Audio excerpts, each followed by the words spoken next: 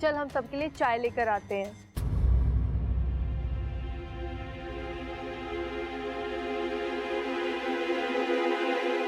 और दिल्ली वाले दामाद जी बड़े दिनों के बाद आए, बैठिए ना। जी जी। बेटा तुम भी बैठो। और बताओ दिल्ली वाले दामाद जी, घर में सब ठीक ठाक है ना? जी जी अम्मा जी, बिल्कुल ठीक हूँ। आप बताइए, आपके हालचाल कैसे हैं? बस सब शिव जी की कृपा है। फूफा जी बड़े बदले बदले लग रहे हो आप। चुप कर। अरे हाँ पिताजी, मेरा मतलब है फूफा जी को बात करते हुए आंख मारने की आदत है ना। इस चक्कर में 4 बार पड़ोस की औरतों से पिट चुके हैं और आपने देखा एक बार भी आंख न मारी उन्होंने इस बार। प्रबल चुप हो जा। अरे कोई बात नहीं अम्मा जी। प्रबल बेटा, ऐसा है कि मैंने 1 साल पहले अपनी आंख का ऑपरेशन करा लिया। अब जो आंख पहले टिमटिमाती थी ना, अब नहीं टिमटिमाती। अरे ये तो और भी अच्छा है फूफा जी, अब आप आंख खोल के पड़ोस की औरतों को देख सकते हो, कोई शक भी ना करेगा। अरे चुप हो जा मेरे बाप। हाँ बेटा, अपने बारे में बता। जी वो ये मयूरेश है, मेरे बहुत ही करीबी दोस्त का लड़का है। मयूरेश बहुत ही होनहार लड़का है और पढ़ा लिखा भी है और अच्छा खासा कमा भी लेता है। और सबसे बड़ी बात यह है कि ये दिल का बहुत ही अच्छा है और शरीफ है।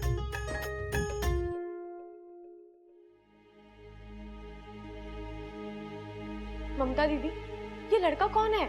सुबह फूफा जी से बात हुई थी ना सबल भैया की, वो फोन आया था। ये वही लोग हैं, दिल्ली से तुम्हें देखने आए हैं।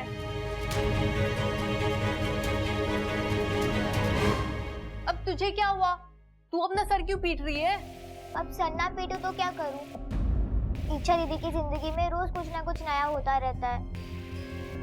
अब मैं नन्ही जंग क्या क्या करूं, क्या क्या संभालूं? ओहो, तेवर तो देखो इसके, बात तो ऐसे कर रही है जैसे इसकी माँ हो। कल परसों ही तो इससे मिली है, ऐसा क्या संभाल लिया तूने जो? नहीं नहीं, मैं तो बस ऐसी इच्छा दीदी को हंसाने के लिए बोल रही थी। अच्छा, तू खड़े खड़े क्या सोच रही है? शादी के सपने देखने लगी क्या?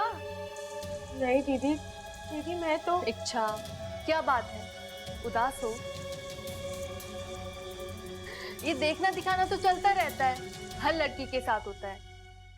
लड़के के सामने जाने से पहले हर लड़की घबराती है। तुम चिंता मत करो, सब ठीक हो जाएगा।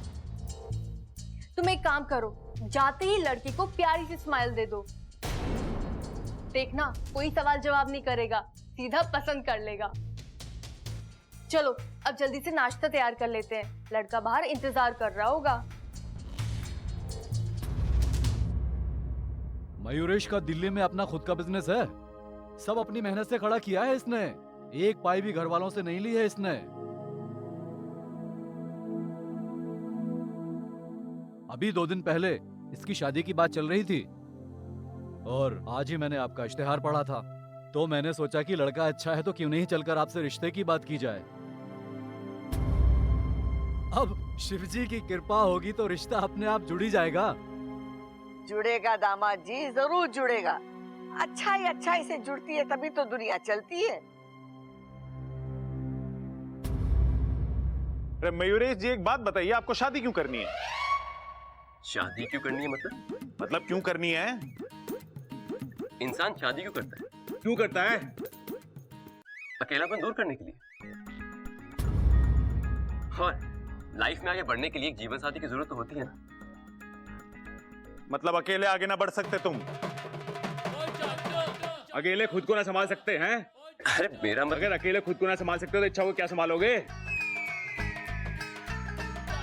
अरे चुप करो बावलो, कैसे उठपटांग सवाल पूछ रहे छोरे से? अरे दादी हम तो बस। जानती हो तुम दोनों को इच्छा की घनी फिक्र है। तुम लोग चाहते हो कि उसका हाथ किसी नेक और अच्छे आदमी के हाथ में दे, लेकिन हम बड़े भी तो यहाँ बैठे हैं। जो भी तय होगा इच्छा और हम सबकी मर्जी के साथ तय होगा, लेकिन तब तक तुम दोनों चुप रहो। लो, इच्छा भी आ गई।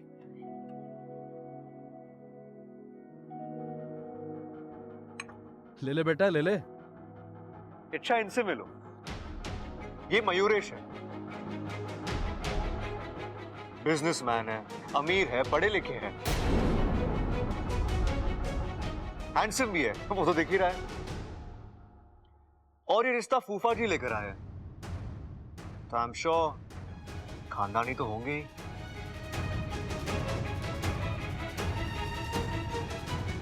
इच्छा, मुझे लगता है तुम्हें हाँ कर देना चाहिए। कोई खोट नहीं है इसमें। खोट तो हमारी इच्छा में भी ना है।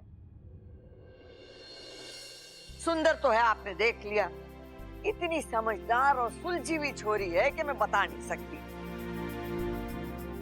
और खाना खाना तो इतना स्वादिष्ट बनाती है कि उंगलियां चाटते रह जाओ। हमारी इच्छा लाखों में एक है।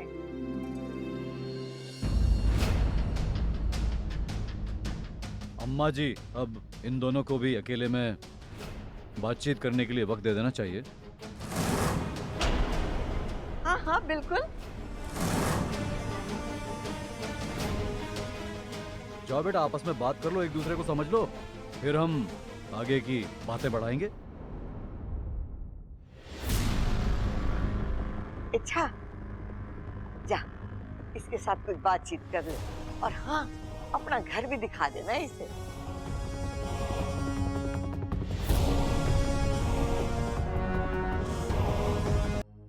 तो बताइए, आपको और क्या क्या पसंद है? जी दरअसल वो, देखिए आप मुझे गलत मत समझिए, लेकिन मुझे अभी शादी नहीं करनी। आपसे नहीं, किसी से नहीं। आप चलकर सबसे मना कर दीजिए। आप तो इतने पढ़े लिखे और समझदार हैं, फिर इतना तो समझ ही सकते हैं कि कोई भी लड़की ऐसे ही शादी के लिए मना नहीं करती। उसकी अपनी कोई वजह हो सकती है। मेरी भी वजह है, तो ना मैं अपने घर वालों को बता सकती हूँ और ना आपको। आप प्लीज मेरी बात मानिए, सबसे कह दीजिए कि आपको मैं पसंद नहीं हूँ। चलिए। लेकिन मुझे तुम पसंद हो, सिर्फ इस वजह से कि तुम एक इच्छाधारी नागिन।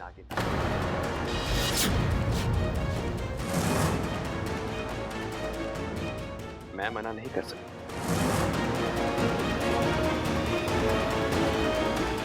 आप कौन हो और आप कैसे जानते हो कि मैं? शुभचिंतक। शुभचिंतक हूं तुम्हारा। ये इच्छा का शुभचिंतक कहाँ से आ गया? कौन है ये? मेरा नाम क्या है, मैं कौन, कहां से आया हूं? इच्छा, ये सारी बातें तो हम आराम से बैठ के भी कर सकते हैं। फिलहाल तुम इतना जान लो कि मैं तुम्हारे बारे में क्या क्या जानता हूं। क्या जानते हो? नागिस्तान की इच्छा हो और यहाँ किसी अभियान पर आई। कुछ दिन पहले विशैलगढ़ की विष्णुयानी के साथ तुम्हारी लड़ाई हुई और आज की तारीख में वो तुम्हारे जान की दुश्मनी। सिर्फ तुम्हें नहीं, वो इस परिवार को भी जान से मारते मारते हैं, क्योंकि तुम इस परिवार से बहुत ज्यादा प्यार करते हो। इच्छा, मैं तुम्हारी और इस परिवार की जान बचाने में तुम्हारी मदद कर सकता हूं। ये हमारे और इच्छा के बारे में कैसे जानता है? बस बहुत हो चुका। ये बताइए आप हैं कौन? मुझसे तो कहा गया था कि आप इस परिवार के किसी रिश्ते। इच्छाधारी नागिन होना तुम्हारे लिए रूप बदल के आना कौन सी बड़ी बात। बस हमने भी वही किया। इसका मतलब आप भी मेरी तरह एक इच्छा। एक बात बताओ, तुम्हें हर चीज जानने की इतनी जल्दी क्यों? सब्र करो, सही वक्त आने पे सब पता चल जाए।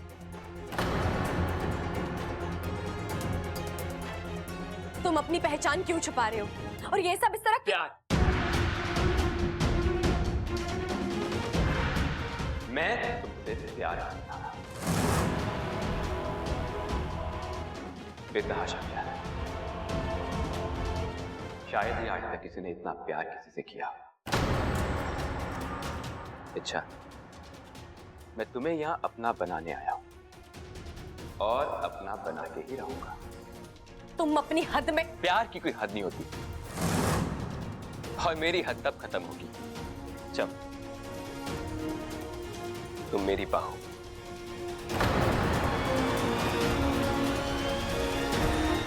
तुम मुझे इतने अच्छे से जानते हो, फिर ये भी जानते होगे नागो का रिश्ता सिर्फ नागो से ही जुड़ता है। तुमने अब तक बताया नहीं कि तुम कौन हो, कहां से आए हो, और मैं तुमसे कैसे। अच्छा, मैं इंसान हूं या कुछ और, जो भी हूं उससे क्या फर्क है? मतलब? नाग आत्मीकरण से इंसान नाग बनता है ना? ऐसी एक विधि मेरे पास भी है। अच्छा, तुम एक बार हाँ कह, फिर मैं तुम्हें अपने जैसा बनाऊंगा, और वो भी पूरे रीति रिवाजों के साथ। वो दिन कभी नहीं आएगा। मैं नहीं जानती तुम कौन हो या किस लिए आए हो, लेकिन तुम जो कोई भी हो, अभी के अभी यहां से निकल जाओ। और अगर मैं ना जाऊं तो क्या कर दो? इच्छा, मैं यहां से जाने वाला नहीं, और तुम मुझे यहां से निकाल नहीं सकते। तुम मेरे मुकाबले में बहुत ज्यादा कमजोर हो। देखना चाहो।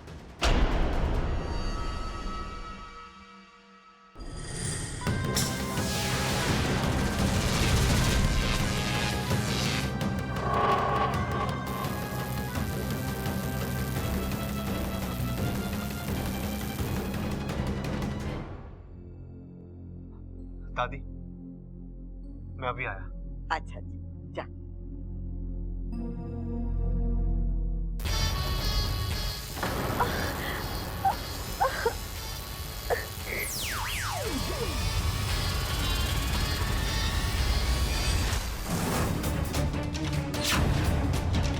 एक इच्छाधारी नागिन केवल अपनी इच्छा से रूप बदल सकती है, लेकिन मैंने तो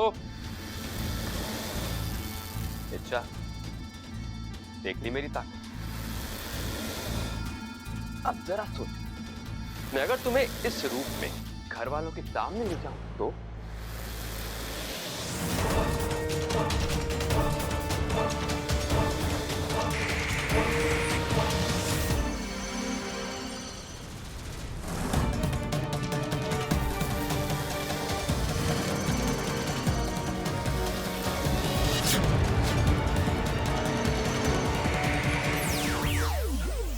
मुझसे लड़ना बेकार है इच्छा। तुम कुछ भी कर लो, मुझसे हार ही जाओगे। अब तुम्हारे पास एक ही रास्ता है, मुझसे शादी कर। तुम मेरी मजबूरी का फायदा उठा रहे हो, मुझे धमकाकर जबरदस्ती। इच्छा, वो क्या कहते हैं इंसानों में कि प्यार और जंग में सब जायज। मेरी बात प्यार से मान लो, वरना क्या? वरना मैं घर वालों को यह बता दूंगा कि तुम एक लड़की नहीं बल्कि जी, आप यहाँ?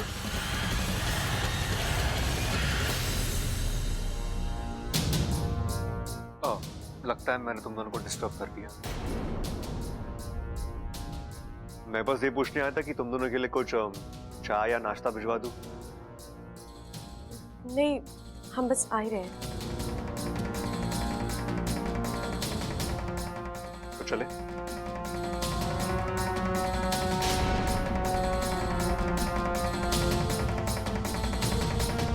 फूफा जी, आप सिर्फ लड़की दिखाते हो या लड़कियां भी दिखाते हो आप?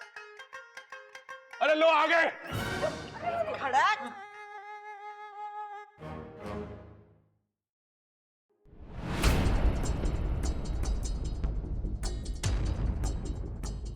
हाँ छोरा बता, कैसी लगी हमारी इच्छा? दादी जी, आपने जितनी तारीफ की थी उस मुकाबले में मुझे इच्छा बहुत ज्यादा पसंद।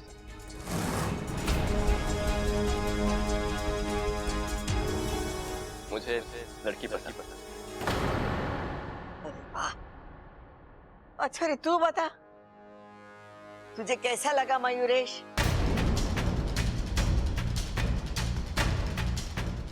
मना कर दे इच्छा, ना बोल दे इस लड़के को। शिवजी, इच्छा के मुंह से बस ना कहलवा दीजिए। रोज सुबह शाम आपको मेरी फेवरेट भैंस का दूध चढ़ाऊंगा। अरे छोरी, इतना शर्माने की जरूरत ना है। बता भी दे तुझे छोरा पसंद है या नहीं।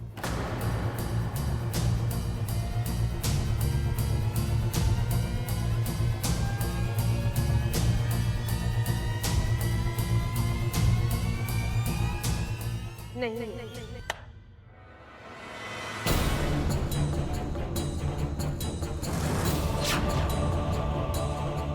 इच्छा मैं क्या दादी आप? एक ही मुलाकात में पसंद नापसंद का फैसला कैसे हो सकता है? मुझे लगता है ना, एक दो बार और मिलना चाहिए। वो क्या है ना दादी, पहली मुलाकात में लड़का लड़की एक दूसरे के साथ ऑकवर्ड होते हैं, नर्वस होते हैं, खुलकर बातचीत नहीं कर पाते। अगर एक दो बार और मिलेंगे तभी एक दूसरे के साथ कंफर्टेबल हो जाएंगे, एक दूसरे को समझ पाएंगे, खुलकर बातचीत कर पाएंगे।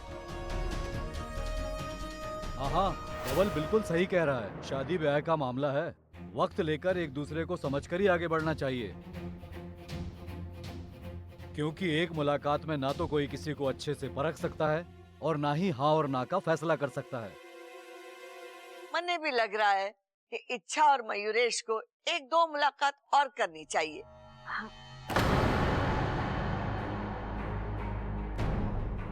खड़क, तू क्या कहता है? ठीक है माँ, फिर एक काम करते हैं। ओ छोरे, तू कुछ दिन और ठहर जा यहाँ। तो इस बहाने हमें मेहमान नवाजी का मौका मिलेगा और तुम दोनों को एक दूसरे को जानने पहचानने का समय भी मिल जाएगा, और फिर इच्छा अपनी मर्जी भी बता देगी। लेकिन पिताजी आप मुझे तो कोई एतराज नहीं है। अगर ये शादी होती है तो सबसे ज्यादा खुशी मुझे ही होगी। अरे वाह, अगर दोनों तरफ से चीजें इतनी अच्छी हो रही है तो ये रिश्ता जोड़ना ही चाहिए। बताओ मयूरेश जी, थोड़ा जोर लगाइए। हमारी इच्छा का दिल जीतना इतना आसान नहीं है। आसान चुनौतियों का शौक तो मुझे भी नहीं।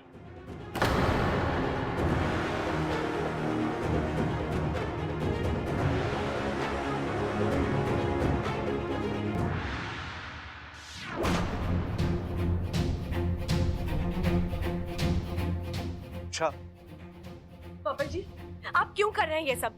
आप जानते हैं मुझे शादी नहीं करनी, फिर भी आपने अखबार में इश्तिहार दे दिया, रिश्ते देखने शुरू कर दिए, और अब ये? आपको जरूरत क्या थी उस लड़के से ये कहने की कि हमें एक दो बार और मिलना चाहिए, एक दूसरे को समझना चाहिए? अरे नहीं करना है मुझे ये सब। क्यों? क्या गलत है इसमें? जिसके साथ शादी करनी है उसे ठीक से समझना तो पड़ेगा ना। पापा जी, आप कोई खास वजह है क्या? अच्छा, तो तुम किसी और को समझना नहीं चाहती? कोई खास वजह है तो तुम्हें किसी और से शादी ही नहीं करनी? होता है, अक्सर ऐसा होता है। दुनिया में कुछ जगह ऐसी होती है जो सिर्फ और सिर्फ किसी खास के लिए बनी होती है, और दिल भी ऐसी एक जगह है। पापा जी, मैं आपको छोड़ो ना। अच्छा, हर बार नई वजह ढूंढना, हर बार नई दलीलें पेश करना, तुम कब तक ये सब करोगी? एक झूठ को छुपाने के लिए तुम कितने झूठ और बोलोगी? मान लो ना कि तुम मुझसे प्यार करती हो और तुम्हें मुझसे शादी भी करनी है। दिल में कुछ और है और तुम जुबान से कुछ और ही कह रही हो।